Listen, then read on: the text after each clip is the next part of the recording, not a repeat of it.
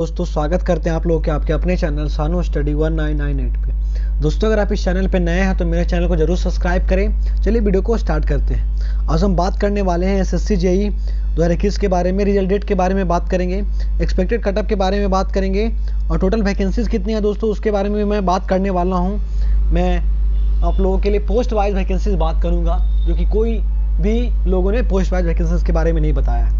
चलिए मैं आगे बढ़ाता हूँ। सबसे पहले मैं बात कर लूँ दोस्तों आप लोगों का कि जो आप लोगों का ऑनलाइन एप्लीकेशन था वो कब से स्टार्ट हुआ था उसके बारे में बात कर लूँ। तो मैं आप लोगों को बता दूँ कि जो आप लोगों का ऑनलाइन एप्लीकेशन था ये 1 अक्टूबर से लेके 30 अक्टूबर के बीच 2020 में आप लोगों का ऑनलाइन एप्लीकेशन इसका लिया गया था।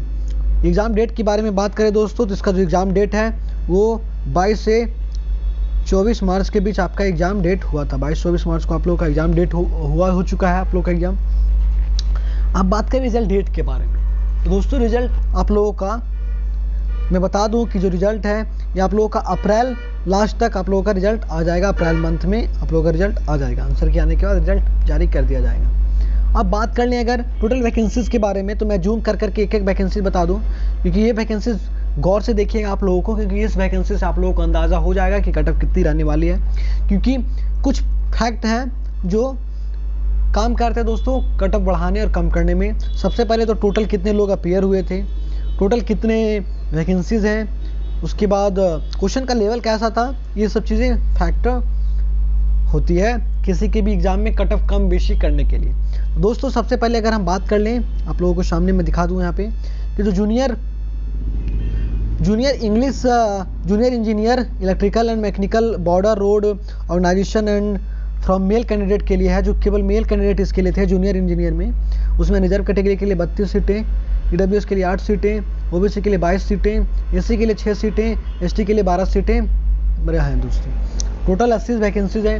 मैं आप लोगों को एक बार फिर बता दूं कि जो अनरिजर्व कैटेगरी है अगर आपकी किसी भी इन लोगों में अगर आपने कट ऑफ अनरिजर्व वाला ले आया तो आपकी इसमें आ जाइएगा। आप ये मत सोचेगा कि सिर्फ ईडब्ल्यूएस में 8 ही कैटेगरी है। अगर आप अनरिजर्व कैटेगरी का कट ऑफ क्रॉस कर जाते हो तो अपना सीट छोड़ के 32 में शामिल हो जाओगे। हम आते हैं जूनियर इंजीनियर सिविल का। यहाँ पे इलेक्ट्रिकल एंड मैकेनिकल के बाद था। यहाँ पे आप देख सकते हो कि border road organisation only male and candidate, यहाँ पे भी मेल की केवल बात की गई है। अनरिजर्व कैटेगरी के लिए 171 वैकेंसीज है, ईडब्ल्यूएस के लिए 41 वैकेंसीज है, ओबीसी के लिए 112 वैकेंसीज है, एससी के लिए 31 वैकेंसीज है और एसटी के लिए 62 वैकेंसीज है। टोटल 417 वैकेंसीज है दोस्तों। अब हम बात कर लें, यहाँ पे देख सकते हैं, अब हम बात करें junior engineer mechanical central water commission, इसमें टोटल कितनी वैकेंसीज हैं। तो अनरिजर्व कैटेगरी के लिए 2, ईडब्ल्यूएस के लिए 0, एक ही वैकेंसी नहीं है यहाँ पे, ओबीसी के लिए 2, एससी के लिए 0, एसटी के लिए 0, टोटल 4 वैकेंसीज है। जूनियर इंजीनियर मैकेनिकल में है जो सेंट्रल वाटर कमीशन वहाँ पे। अब यहाँ पे देख सकते हो जूनियर इंजीनियर सिविल में सेंट्रल वाटर कमीशन में टोटल कितनी वैकेंसीज है। अनरिजर्व कैटेगरी के लिए 20 वैकेंसीज है, ईडब्ल्यूएस के लिए 5 वैकेंसीज है, ओबीसी के लिए 14 वैकेंसीज है, एससी के लिए 3 वैकेंसीज है, एसटी के लिए 8 वैकेंसीज है। टोटल मिला के 50 वैकेंसीज हो जाती है। अब बात करें अगर दोस्तों कि जूनियर इंजीनियर इलेक्ट्रिकल के लिए जो सेंट्रल पब्लिक वर्क डिपार्टमेंट यानी कि CPWD में है उसमें कितनी वैकेंसीज है, ये आप गौर से देखिएगा वीडियो को, वीडियो स्किप मत कीजिएगा दोस्तों। मैं बहुत इंपॉर्टेंट चीज़ आप लोग के लिए लेके आता हूँ। ओके, जो अनरिजर्व कैटेगरी है उसके लिए 23 वैकेंसीज है, ईडब्ल्यूएस के लिए 5 वैकेंसीज है, ओबीसी के लिए 14 वैकेंसीज है, एससी के लिए 3 वैकेंसीज है, एसटी के लिए 7 वैकेंसीज है और टोटल 52 वैकेंसीज है। अब junior engineer civil okay CPWD के लिए जो है आप लोगों को बता दूं ये इलेक्ट्रिकल था या सिविल था। आप लोगों को पता है कि जो एग्ज़ाम है 3 लोगों को चीज़ के लिए हुआ है, इलेक्ट्रिकल, मैकेनिकल और सिविल, ठीक है। इसमें 113 वैकेंसीज है अनरिजर्व कैटेगरी में CPWD जूनियर इंजीनियर सिविल में, 27 वैकेंसी ईडब्ल्यूएस में, 71 वैकेंसी ओबीसी में है, एससी में 20 वैकेंसी है, एसटी में 40 वैकेंसी है। टोटल 273 वैकेंसीज है। अब बात करें junior engineer electrical okay MO defence यानी कि DGQA नेवल में जो जिन्हें जाना है उनके लिए टोटल 1 वैकेंसीज है। वो भी वैकेंसीज ओबीसी के लिए रिजर्व है पहले से, और एक अनरिजर्व कैटेगरी के लिए रिजर्व है और एक एसटी के लिए रिजर्व है। अब बात कर लें दोस्तों लास्ट वैकेंसीज हमारी कि junior engineer civil national technical research organisation NTRO का आप लोग सभी नाम सुने होंगे मुझे उम्मीद है कि टोटल अनरिजर्व कैटेगरी में 2 वैकेंसीज है। उसके बाद ईडब्ल्यूएस में एक भी वैकेंसी नहीं है, ओबीसी में 1 वैकेंसी है, एससी एसटी में एक भी वैकेंसी नहीं है, टोटल 3 वैकेंसीज है। तो टोटल अगर अनरिजर्व कैटेगरी की बात करें 365 वैकेंसी बची है दोस्तों आप लोगों को। उसके बाद अगर हम बात कर लें ईडब्ल्यूएस के लिए 87 वैकेंसी है, ओबीसी के लिए 241 वैकेंसी है, एसटी के लिए 64 वैकेंसीज है। और अगर मैं बात करूँ आप लोगों के लिए एसटी के लिए, तो एसटी के लिए 130 वैकेंसी है दोस्तों। एसटी के लिए जो है 130 वैकेंसीज है। टोटल 867 के करीब वैकेंसीज आप लोगों के लिए है, देख सकते हो। सॉरी 887 वैकेंसी है यहाँ पे, आप देख सकते हो कि जो टोटल वैकेंसीज है दोस्तों वो आप लोगों के लिए 887 वैकेंसीज है। ठीक है, आप यहाँ पे देख सकते हो 887 वैकेंसीज है।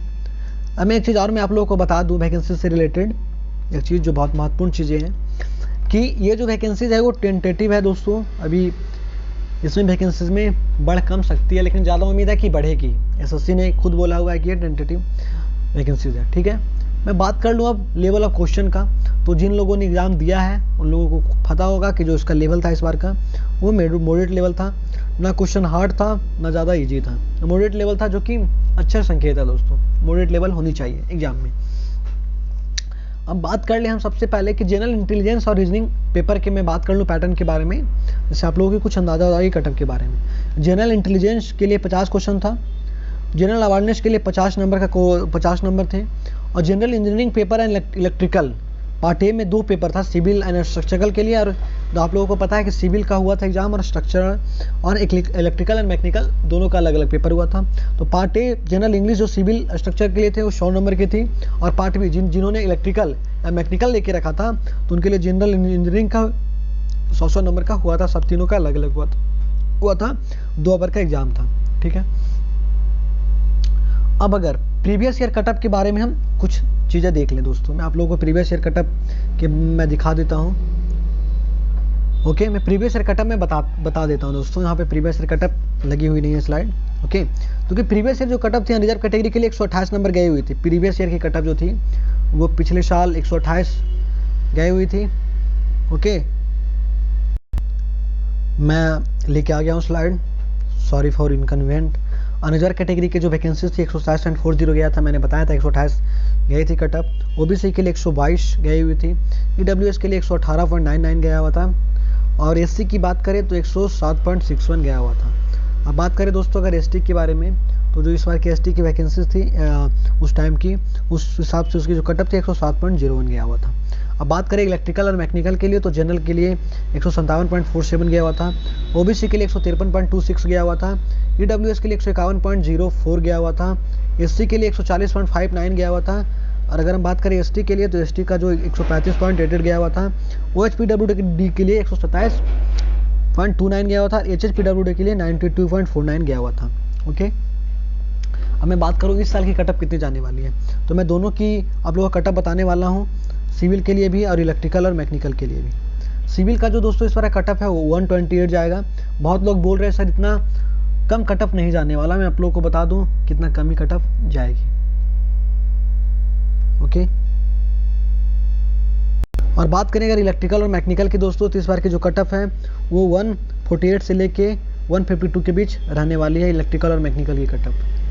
दोस्तों अगर बात करें ईडब्ल्यूएस कैटेगरी के लिए, तो अगर आप सिविल के लिए फॉर्म फिलअप किए हो तो इस बार का जो कटअप है वो 14 से लेके आपका 112 तक कटअप आप लोगों का जरूर जाएगा। ओके, सिविल के लिए अगर आपने इलेक्ट्रिकल और मैकेनिकल के लिए अप्लाई किया हुआ है तो आपका जो कटअप है वो 142 से लेके 150 के बीच रहने वाली है। अब बात करें नेक्स्ट कैटेगरी ओबीसी कैटेगरी के बारे में। अगर दोस्तों आपने ओबीसी कैटेगरी में फॉर्म फिलअप किया हुआ है तो आपके जो टोटल कटअप जाने वाले इस बार की वो 101 नंबर से लेके आप लोग की जो कटअप रहने वाले हैं वो 112 नंबर रहेगी।